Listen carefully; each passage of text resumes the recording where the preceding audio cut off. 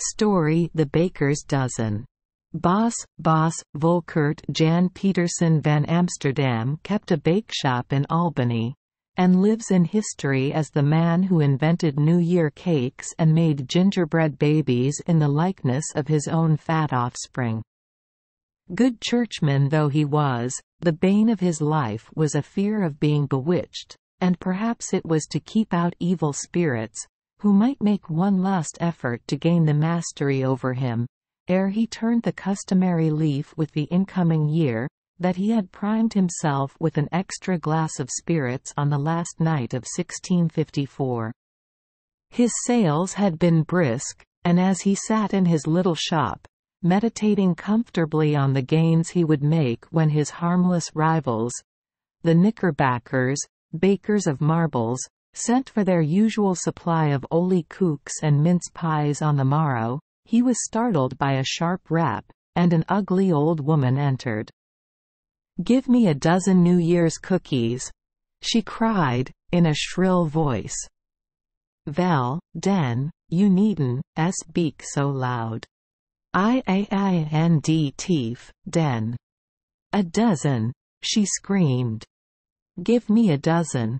Here are only 12. Vel, den, dwarf is a dozen. One more. I want a dozen. Vel, den, if you vant another, go to de duivel and jeet it." Did the hag take him at his word? She left the shop, and from that time it seemed as if poor Volkert was bewitched. Indeed, for his cakes were stolen. His bread was so light that it went up the chimney, when it was not so heavy that it fell through the oven. Invisible hands plucked bricks from that same oven and pelted him until he was blue. His wife became deaf, his children went unkempt, and his trade went elsewhere. Thrice the old woman reappeared, and each time was sent anew to the devil.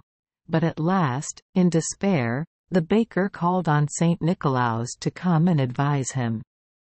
His call was answered with startling quickness, for, almost while he was making it, the venerable patron of Dutch feasts stood before him. The good soul advised the trembling man to be more generous in his dealings with his fellows, and after a lecture on charity he vanished, when, lo! The old woman was there in his place. She repeated her demand for one more cake, and Volkert Jan Petersen, etc., gave it, whereupon she exclaimed, "The spell is broken, and from this time a dozen is 13. Taking from the counter a gingerbread effigy of St. Nicolaus, she made the astonished Dutchman lay his hand upon it and swear to give more liberal measure in the future. So, until 13 new states arose from the ruins of the colonies, when the shrewd Yankees restored the original measure, 13 made a baker's dozen. Thank you for joining us for today's fairy tale. We hope these stories bring joy and meaning to your day. If you love our channel, please hit the subscribe button so you won't miss any exciting tales. Wishing you a good night and sweet dreams.